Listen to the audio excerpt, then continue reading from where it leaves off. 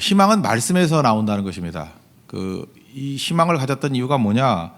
다시금 거래가 이루어질 정도로 회복될 것이다. 70년 후에 돌아올 것이다라는 명확한 말씀이 있었기 때문에 희망이 생겼다라는 것입니다. 여러분, 우리도 이 땅을 살아가면서 세상 어느 곳에서도 절대로 희망을 찾을 길이 없습니다. 타락한 사람들 또는 마귀의 영향권에 있는 사람들은 절망하고 낙심하지 절대 희망 갖지 않습니다. 가짜 희망 뭐 이런 거 얼마 가지도 않고요. 진짜 희망 가질 수가 없다는 것입니다. 혹시 여러분 삶 가운데 희망이 필요하십니까? 말씀 듣고 말씀 읽어야 됩니다. 말씀 외에는 인간에게 희망이 주어지는 길이 없다. 이거 꼭 잊지 마십시오. 그래서 내가 절망으로부터 벗어나기 위해서 꼭 필요한 게 뭐냐면 하나님의 음성을 들어야 된다는 것입니다. 그럼 일어서게 된다는 거예요. 사실은 이 예레미야가 증거한 말씀이 절망도 아니거든요. 지금 그 상황은 되게 어려웠어요. 이유는 뭐냐? 시드기야가 11년 동안 통치하고 망해버리잖아요. 그러니까 10년째라 그랬어요. 그러니까 망하기 1년 전이고 바벨론 군대가 예루살렘을 포위한 상황입니다. 거기다가 예레미야는 시위대 뜰 안에 갇혀 있어요. 이게 절망이죠. 말씀이 묶여 있는 거라고요. 그러니까 위기 상황에 어떻게 선지자를 또 묶어놓고 있습니까? 이 바보 중에 이런 바보가 없죠. 그 상황 속에서 절망 상황 속에서 하나님 말씀 붙들고 일어서게 되는 장면을 보게 된다는 것입니다. 우리 인생도 마찬가지예요. 아무리 절망 가운데 있고 희망의 싹이 안 보인다 할지라도 말씀 들으면 그 말씀에 인생을 걸면 반드시 일어서게 된다는 것입니다. 우리 선교팀 떠나죠. 절망 가운데 있고 앞이 캄캄할 때 말씀을 들으십시오. 말씀에 약속을 붙들고 일어서기 시작하면 그 약속은 반드시 이루어지는 거거든요. 거기서부터 인생을 풀기 시작하면 조망 가운데 일어서게 된다라는 것입니다. 사람들은 참 묘해요. 그 희망이 있으면요 사람들이 모여들고 돈도 모이고 영향력도 모입니다. 근데 절망하면요 있던 것도 다 떠나가 버려요. 시카고에 가면은 큰 화재 있었던 거 알죠? 19세기 말에 큰 화재가 있었습니다. 화재가 있을 때 다들 절망에 빠졌을 거 아니에요. 근데 지금 기록에 보면 그런 게 있죠. 어떤 가게 하나가 불나고 난 다음에 아침에 이렇게 팻말 하나 붙였다 그러죠. 우리 아침부터 정상 영업합니다. 다 타버려서 물건은 없지만 이제 희망 가지고 새 출발합니다. 청소부터 시작했다라는 거예요. 여러분 같으면 불이 났지만 어느 집부터 가겠습니까? 그 집부터 가는 거죠. 희망이 있는 가게에 들어가게 돼 있어요. 여러분 혹시 지금 상황이 어렵고 고난 가운데 있죠? 절망하면요 동정해 줄 줄 알죠? 다 떠나가 버려요. 아무리 어려운 가운데 놓인다 할지라도 희망 붙들고 있으면요 사람들이 함부로 무시 못합니다. 그리고 다시 도울 자가 생기고 일어서게 되는 거예요. 내가 도움을 얻고 조금 형편이 나아지면 그때 희망을 갖겠습니다. 그럴 리는 없다라는 거예요. 희망을 버린 자들은 세상이 다 버리게 돼 있습니다. 말씀 듣고 희망이 생기면요 그때부터 사람이 모여들기 시작한다는 거예요. 빅터 프랑클의 수용소에서 뭐 그런 책 있죠. 거기 보면 그런 얘기가 나와요. 가스실에 끌려가는 사람들 아닙니까? 유태인들 다 죽게 됐죠. 누구부터 죽이느냐 잘 보니까 빅터 프랑클이 자기가 살아남았던 이유가 그거래요. 거기 면도기 안 주잖아요. 근데 깨진 병 그거 가지고 거칠게 이렇게 수염 깎았다는 거예요. 저는 아무리 생각해도 어떻게 깎는지 모르겠어요. 그 병 깨진 병을 어떻게 이걸 깎죠? 쥐어 뜯은 거겠죠. 거의 살점 떨어질 정도로. 하여튼 이렇게 길게는 안 나눴다는 거예요. 뭐 수염이 길어지면 이렇게 뭐 억지로 잘랐겠죠. 그래서 이렇게 시퍼렇게 그저 이렇게 핏기가 돌 정도로 수염 기른 모습이 아닌 뭔가 삶의 의지를 보였다는 희망이죠. 그러니까 죽이러 온 사람이 눈길이 마주쳤을 때 그 사람 못 죽이더라는 거예요. 누굴 죽여요? 죽고자 결심한 사람 죽이는 거예요. 절망에 빠진 사람, 수염 답스럽게 확인하고 죽음의 눈빛을 갖고 있는 사람들은 자기가 원하는 대로 죽여주는 거예요. 잊지 마십시오. 여러분 내 주변에 왜 사람들이 다 떠나가고 왜 이렇게 상황이 어렵나? 희망이 없기 때문에 그렇습니다. 하나님 말씀으로부터는 희망을 붙들면요 그때부터 기운이 모여들기 시작해요. 사람이 모여들기 시작해요. 그죠? 하나님께서 사람들을 보내주기 시작한다고. 희망이 말씀에서부터 나온다는 거. 그래서 예레미야 이 절망 가운데 예레미야의 또 희망이 시작이 됩니다. 이 희망 가지고 일어설 수 있는 우리 하나님의 종 되기를 바랍니다.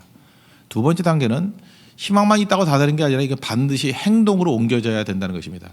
하나님께서 미리 이제 알려주시죠. 여기 숙부의 아들이니까 사촌이에요. 그죠? 숙부니까 뭐 작은 아버지나 큰 아버지 아들 아닙니까? 사촌. 사촌이 와가지고 고엘이라 그러죠. 기업 물을 자라고. 내가 상황이 어려우니까 이 밭 좀 사줘 이런 거였다고요. 이놈 나쁜 놈이죠. 이런 거 똑같은 거 아니에요? 여러분들 어디 가다 강도를 만났어요. 근데 내가 이제 돈 갖고 있는 걸 다 뺏기게 됐어.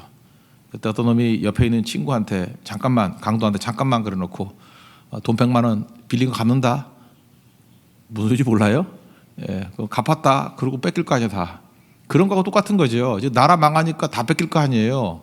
그런데 와가지고 땅을 판대요. 어차피 바벨론 다 뺏길 땅인데. 그럼에도 불구하고 예레미야가 그거를 사주죠. 사준다고 하는 이유가 무엇입니까? 하나님이 사라 그랬잖아요. 그게 상징적인 행동이었다는 거예요. 무슨 얘기입니까? 반드시 회복된다는 거예요. 그래서 은 17세계를 주고 그 땅을 삽니다. 그래서 아나돗의 밭, 희망의 땅이에요. 당장은 의미가 없는 것이고 당장은 바보 같은 짓이죠. 그러나 하나님께서 주신 약속 붙들고 나는 그걸 믿기 때문에 반드시 이건 이루어진다 그런 얘기죠. 사실 이런 땅은 그 정크 펀드잖아요. 휴지 조각이죠. 이거 뭐 얼마 가겠어요? 뭐 예를 들어서 어떤 부도난 회사, 뭐 완전히 해산시켜버릴 회사, 그런 주식 갖고 있는 거 휴지 조각이죠. 그걸 누가 사겠어요?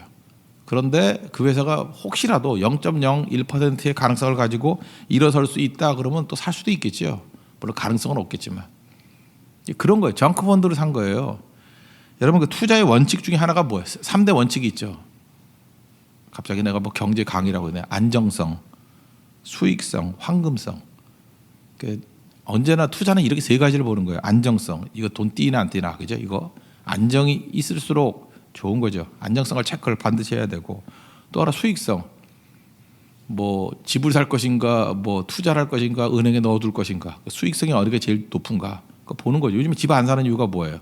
집값이 안 오를 것뿐만 아니라 아주 많이 오르지 않으면은 세금 나가고 유지비 나가고 결국은 한 1년에 한 5% 정도는 뛰어야지 남을걸요. 아마 그러지 않으면 남지 않을 거예요. 계속 그 자리에 가면 집 가지고 있는 손해거든요. 원래는 그렇게 돼 있어요. 그러니까 이게 수익성이죠. 그다음 황금성이죠. 아무리 갖고 있으면 뭐래요? 흑자도산이란 말 들어봤습니까? 자산은 한 10억쯤 되는데 팔려야지 이게. 한동안 그 지분 몇 채씩 갖고 있는데 안 팔려가지고 도산한 집도 내가 봤는데요. 이제 총 가액으로는 흑자가 아니야. 이제 흑자거든요. 근데 팔려야지. 황금성. 그게 그 캐시로 바꿀 수 있는 그 능력, 그게 따로따로 이게 돼야 되거든요. 욕심 부리면 다 무너지는 거죠. 근데 이 투자의 3대 원칙 하나도 맞지 않아요. 아나돗의 밭을 사는 것은 여기 보세요. 무슨 안정성이 있어요? 뺏길 건데. 수익성이 뭐 있어요? 제로인데. 황금성 뭐 말할 것도 없죠. 무슨 황금이에요? 아무것도 없는 거죠. 그럼에도 불구하고 투자했던 이유가 무엇입니까? 하나님의 약속을 믿는 행동이었다는 거예요. 그래서 그 사람 행동을 보면은 알 수 있죠. 이 사람이 무엇을 믿는지. 그래서 우리는 미래를 예측하는 존재가 아니고 미래를 결정하는 겁니다. 약속의 사람이기 때문에 다 알잖아요, 우리는. 그래서 미래 예측 이런 거 보지 마세요. 우리는 미래를 결정하는 거예요. 나의 행동을 통해서 결정해 버리는 거예요. 돌아온다고요. 약속이기 때문에. 오늘도 여러분들 세상 사람들 같이 유치하게 예측 이러지 말고 우리는 이미 결정된 거예요. 미래를 결정하고 살아갈 수 있는 우리 하나님의 신실한 종 되기를 바랍니다. 그런 의미에서 보면은 그 예레미야는요. 별명 좀 다시 붙여야 될 것 같아. 억울한 것 같아. 눈물의 선지자 그러는데 뭐 우는 게 많이 나왔다 하자고 눈물의 선지자. 그럼 나라가 망했는데 안 울어요? 계속 울었겠어요? 이런 거 보면은 예레미야는 희망의 선지자예요. 그죠? 아나돗이 밭을 사는 거 보세요. 이게 어떻게 눈물의 선지자예요? 희망의 선지자지. 우리 한쪽만 바라보고 함부로 별명 붙이지 말라고요. 희망의 선지자입니다. 그리고 선지자치고 희망의 선지자 아닌 사람이 누가 있어요? 다 희망의 선지자지.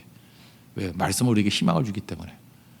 말씀 붙들고 여러분들이 삶에서 주신 말씀대로 행동으로 옮길 수 있는 은혜의 종 되기를 바랍니다. 오늘도 우리 대만 선교로 135명이 떠나는데 그거 왜 가는 거예요? 이제 8차까지 가잖아요. 지금 계속 가는 이유가 뭐예요? 하나님 약속이기 때문에 그래요. 우리가 무의미하다 그러면 누가 가겠어요? 근데 시간이 가면 갈수록 더 많은 사람들이 헌신하고 현장에 가서 감격을 누리는 이유가 무엇입니까? 그건 분명히 약속이 이루어지는 걸 보기 때문에 그래요. 우리 믿기 때문에 그래요. 그래서 가는 거예요. 그래서 헌신하는 거고 거기에 분명히 열매 주시고 승리 주실 것입니다. 우리가 믿는 바는 행동으로 옮겨져야 된다. 희망의 행동 반드시 필요하다는 것입니다. 그리고 세 번째 단계는 필요한 게 뭐냐? 이 희망의 확산이 필요하다는 것입니다. 여기 보니까 매매 증서를 만들었는데 두 개를 만들었어요. 하나가 인봉된 거, 이렇게 실된 거예요. 이렇게 가려진 거. 또 하나는 공개된 거. 두 가지 의미가 있어요. 이 공개된 매매 증서의 이유는 뭐예요? 일부러 광고하는 거예요, 광고. 예레미야 선지자가 지금 저 의미도 없는 아나도스의 밭을 샀더라. 그 사람들은 그 소문에 민감하잖아요. 왜 샀을까? 저 바보지들 왜 했을까? 선지자는 뭐를 봤기 때문에 그런 거야. 그래서 이게 많이 퍼진 거예요. 이 밭 하나 산 걸 통해 가지고 굉장히 많이 퍼진 거예요. 70년 만에 돌아온다 그러더라. 그러니까 그걸 듣고 또 믿음이 생긴 사람도 있겠지요. 그래서 소망과 희망의 확산이 벌어지게 됐다는 거예요. 그래서 우리 성도들이 하는 행동들을 보면요, 어떤 것은 숨겨야 되는 게 있고 어떤 것은 공개해야 되는 게 있어요. 근데 공개해야 되는 것들은 뭐예요? 소망이 확산되고 희망이 확산되는 얘기들은 자꾸 공개해야 돼요. 그래서 믿음이 연약한 사람들에게 힘을 줘야 된다고. 그게 믿음의 확산, 희망의 확산이에요. 그래서 여러분들 그 리더들은요, 소망과 희망이 확산되게 돼요. 교만 아니에요. 하나님을 바라보는 것이 우리가 삶의 모든 게 다 표적이라 그랬잖아요. 내가 이걸 공개하는 걸 통해서 하나님을 바라보고 예수님을 바라보는 표적이 된다 그러면 공개하는 거고요. 이걸 공개하는 것이 나 자신을 드높이고 내가 교만해지는 것이라 그러면 그거는 숨겨야 되는 거예요. 그러니까 항상 그 기준이 뭐예요? 예수님이라고. 예수님이 주목받고 예수님이 드높여지느냐? 그러면 공개하든지 숨기든지. 내가 높아진다 그러면 무조건 가려야 되는 거예요. 그 원칙. 그 원칙을 가지고 잘 쓰임받는 종 되기를 바랍니다. 간증하잖아요. 돌아오셔서 이제 미리 대만 선교팀한테 다음 주 간증할 거 아니에요. 간증은 어떤 거죠? 간증을 통해서, 간증도 표적이에요. 세메이온, 이게 사인보드거든요. 이 사인을 통해서 예수님을 주목해야 돼요. 야, 예수님이 저렇게 연약한 사람을 통해서 저 많은 일을 하셨구나. 예수님이 도와주셨구나. 나도 예수님 믿고 의지하면 저렇게 승리할 수 있겠구나. 그게 간증이에요. 근데 간증을 한답시고 맨날 자기를 주목하게 만들죠. 그죠? 내가 누군지 아느냐, 뭐 나 이런 사람인데 내가 유명해지고 내가 주목받고, 그건 간증이 아니죠. 그건 교만이죠. 그래서 간증의 기준도 표적이 되는 거예요. 간증을 왜 합니까? 그 예배 시간에, 그 아까운 시간에 간증을 왜 해요? 표적이 되려고. 표적은 뭐예요? 방향과 목적이에요. 예수님을 바라보게 만들고 예수님에게 주목하게 만드는 거. 그게 표적입니다. 우리 삶의 모든 것들이 다 표적이 되는 은혜 역사가 있기를 바랍니다. 그리고 또 하나는 토기에 이렇게 묻었어요. 하나는 묻어놨다는 거 뭐예요? 이게 무슨 얘기죠? 시간이 필요하다는 거예요. 그 뜻이 이루어질 때까지 시간이 필요하다. 그걸 또 보여주는 거예요. 70년의 시간이 필요하고, 사실은 70년이라고는 그 내용은 알지만 어떤 방식으로 인도해 주실지는 모르잖아요. 그래서 세부적인 거 우리가 모르는 거예요. 주님을 맡고 의지하는 겁니다. 저는 이 말을 참 좋아해요. 그 아프리카 정글에, 옛날 얘기입니다. 정글에 갔을 때 잠깐만 안내자가 이렇게 끌고 가니까 너무 두려움이 있더라는 거예요. 길이 없으니까. 이 길 맞아요. 그랬더니 그 안내하는 분이 그러더라는 거예요. 정글에는 길이 없습니다. 내가 길입니다. 그래서 많이 듣던 얘기죠. I'm the way. 예수님이 그러셨어요. 광야에는 길이 없습니다. 광야의 길은 뭐예요? 구름기둥과 불기둥, 즉 하나님이 길이에요. 우리 인생길에 길이 있는지 알아요? 길 없어요. 처음 가는 데인데요. 길이 어디 있어요? 광야인데. 광야 같은 인생인데 길 없어요. 정글에도 길이 없고 광야에도 길이 없어요. 예수님이 길이에요. 예수님 따라가는 거예요. 그래서 우리에게 묻는 거예요. 맨날 어디로 가야 됩니까? 뭘 어디로 가? 예수께로 가는 거죠. 그래서 성경에서 뭐 어디로 가라는 얘기가 있어요? 예수께로 가면 나는 기뻐요 그러지. 왜 예수께로 가면 나는 기뻐요? 예수님이 길이니까. 이번도 마찬가지입니다. 선교에서 어떤 방식으로 해야 될지 매뉴얼 찾고 남의 경험 찾고 그런 거 하지 마세요. 광야기 때문에 그 길이 아니에요. 길은요, 경험이 길이 아니에요. 지식이 길이 아니에요. 예수님이 길입니다. 여러분 믿습니까? 예수님이 길이에요. 주님 믿고 따라가면 되는 거예요. 우리 교회도 잘 보세요. 교회가 뭐 어떤 길로 가요? 우리가 뭐 다른 교회 뭐 벤치마킹 하는 거 봤어요? 뭐 경험 따지는 거 봤어요? 우리는 딱 하나예요. 예수님 바라보고 예수님이 길이기 때문에 예수님만 따라가는 거예요. 말씀이 길이기 때문에 말씀을 따라가는 거예요. 그러면 그것이 우리를 인도하시는 것이 되고, 그것이 안전한 것이 되고, 그것이 살리는 생명의 길입니다. 예수님이 길이라는 걸 믿고 예수님만 따라갈 수 있는 믿음의 종 되기를 바랍니다.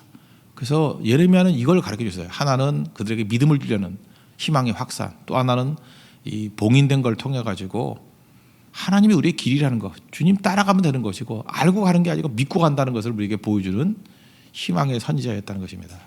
우리도 이런 방식으로 항상 승리할 수 있는 믿음의 종 되기를 바랍니다. 정리하면 세 가지를 합했죠. 희망은 어디서 봐요? 말씀에서 온다고. 희망 없으면 여러분 다 떠나가 버립니다. 희망이 있어야 여러분들 매력이 있는 거예요. 알아요? 왜 주변에 사람도 없고 그렇게 외로운지 알아요? 희망이 없기 때문에 그래요. 말씀 많이 들으면 여러분 싱싱해져요. 물과 성령으로 거듭난다 그러잖아요. 영이 충만해지는 말씀을 들어야 되고 말씀을 들으면 희망이 생기고 싱싱해져요. 활력이 있어요. 그래서 우리 모든 성도들은 다 희망의 성도들이 돼야 돼요. 희망의 성도들이 돼야 돼요. 말씀이 우리를 살린 겁니다. 싱싱하십시오. 그리고 그 말씀의 희망을 가지고 행동하십시오. 우리 믿는 바를 행동으로 옮기십시오. 아나도트의 밭을 사십시오. 이게 반드시 대가를 치르는 게 필요해요. 17세겔, 은 17세겔을 주고 사야 돼요. 그 행동이 돼야 돼요. 그게 메시지예요. 행동. 그리고 그것을 어떤 때는 공개하고 그걸 통해서 확산, 어떤 때는 토기에 숨겨두고 그걸 통해서 하나님의 인도하심을 믿고 의리하는 법을 알리는 것. 이게 성도의 삶입니다. 그래서 성도의 삶은 표적이라는 거예요. 나 혼자 살 수 있는 게 아닙니다. 내 삶이 예수님을 가르치고 그 다음에 하나님을 가리키는 그런 표적의 삶이라는 것. 전도도 표적의 삶입니다. 평생의 삶이 주를 바라보고 또 주를 바라보게 만드는 표적의 삶이 되는 축복이 임하기를 기원합니다. 모두 자리에서 일어나겠습니다. 446장 찬송하겠습니다. 주의 음성을 내가 들으니